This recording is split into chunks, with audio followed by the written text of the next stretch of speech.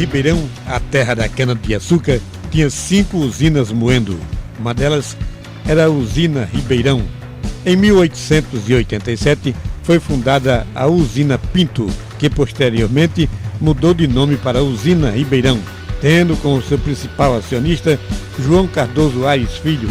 A usina era dotada de estradas de ferro, em Vitória de 60 centímetros, possuía várias locomotivas e vagões para transporte de cana, tendo alguns de seus ramais que passavam nas atuais Avenida João Cardoso Aires Filho, Matriz de Santana, onde tinha um ponto de embarque de cana, Rua José Vitorino Moura, ia até o Bairro Novo, com um ramal descendo pela atual Rua Silva Jardim, que ia até a Vila Rica, cruzando a estrada de ferro da Greto Oeste. Era uma progressista usina que depois que encerrou suas atividades, em seus prédios funcionou a indústria têxtil, a fiação e tecelagem de Ribeirão.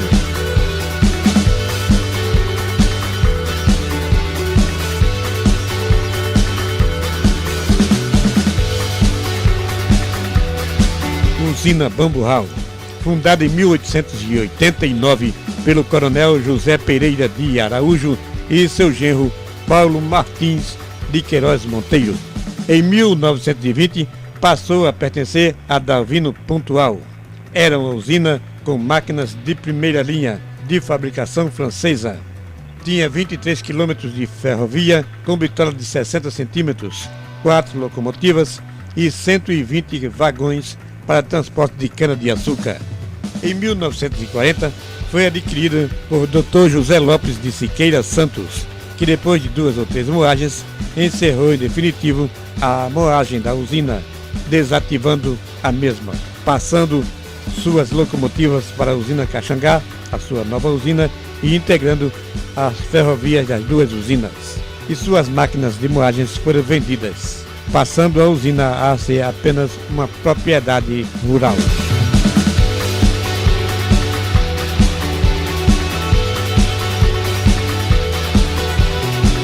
Usina Vicente Campelo.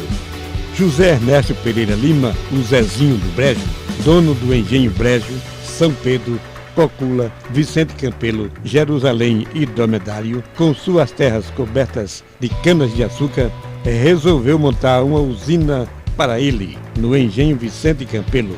Era um meio aparelho e desprovido de estrada de ferro, um grande desafio para a época. A usina teve um breve período de atividade.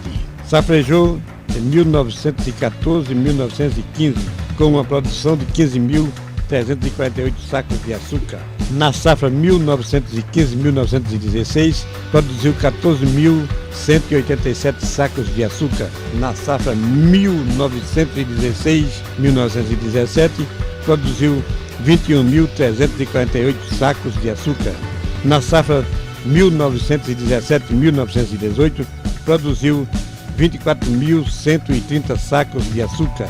A pequena usina estava em produção crescente, mas foi a última safra, já que o seu proprietário Zezinho do Brejo morreu de infarto aos 50 anos de idade e depois a usina foi desfeita, os engenhos foram vendidos. Quem comprou os engenhos foi a usina Cucaú, Companhia Geral de Melhoramentos de Pernambuco, na época em que João Cardoso Aires Filho era um dos principais acionistas. Ficaram os engenhos São Pedro e Cocula para o filho José Ernesto Pereira Lima.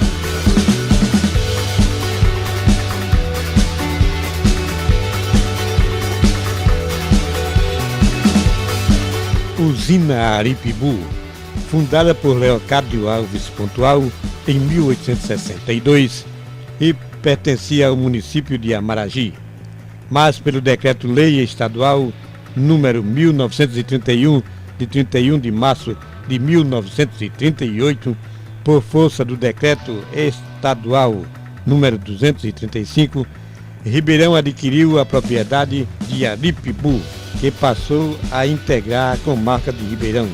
A usina ficou com os descendentes de Leocádio Alves Pontual até ser comprada pelos irmãos Mário e Armando de Queiroz Monteiro. Entre 1964 e 1965, a usina teve as suas atividades paralisadas. já que grande parte dos engenhos daquela usina foi dividido para a reforma agrária pelo INCRA, ficando apenas a vila de Aripibu. A usina também era dotada de dezenas de quilômetros de estrada de ferro, várias locomotivas e vagões para o transporte de sucana-de-açúcar dos engenhos para a usina.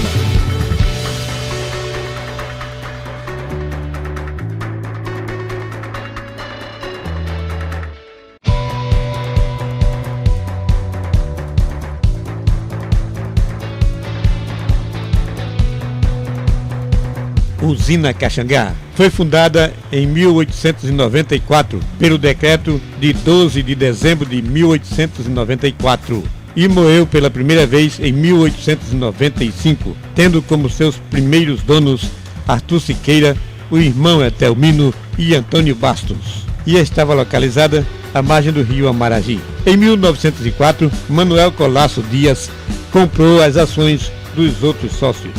Mesmo depois da morte de Manuel Colasso, em 1916, a usina Caxangá ficou com a família, até que em 1940 foi adquirida por Dr. José Lopes de Siqueira Santos.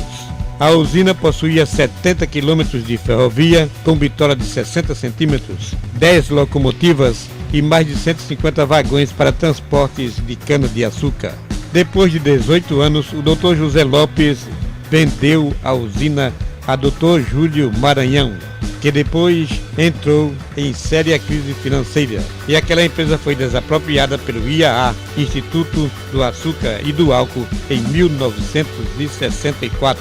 4 meses depois, sofreu a intervenção do INCRA, Instituto Nacional de Reforma Agrária, que passou a ter responsabilidade sobre a administração. Recebeu o nome de UNAICA, Unidade Agroindustrial de Caxangá, e era considerada uma das usinas mais modernas do Brasil. Depois de muitos anos em atividade, a usina foi desativada e suas máquinas vendidas para uma destilaria no Mato Grosso do Sul.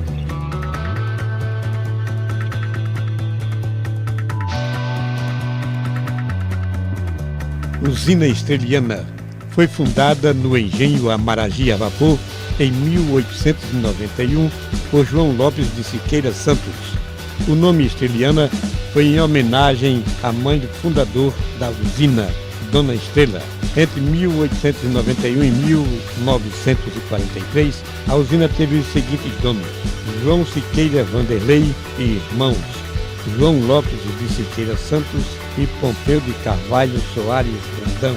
Com a desativação da usina Cachoeira Lisa, no município de Gameleira, as estradas de ferro daquela usina foram integradas às da usina Estreliana, formando uma das maiores malhas ferroviárias particulares em bitola de 60 centímetros da zona da Mata Sul de Pernambuco. As locomotivas também foram incorporadas à frota da Estreliana. Em 1943, foi adquirida por Dr. João Lopes de Siqueira Santos, que ficou com a usina até 1981. Com a morte daquele empresário, a usina foi vendida ao grupo Fernando Maranhão, que é detentor da usina até o momento.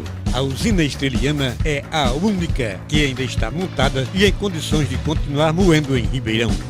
Se você gostou desse vídeo, dê um clique dizendo gostei, inscreva-se em nosso canal, continue nos ajudando a também fazer em vídeo a cultura em Pernambuco. Obrigado a todos.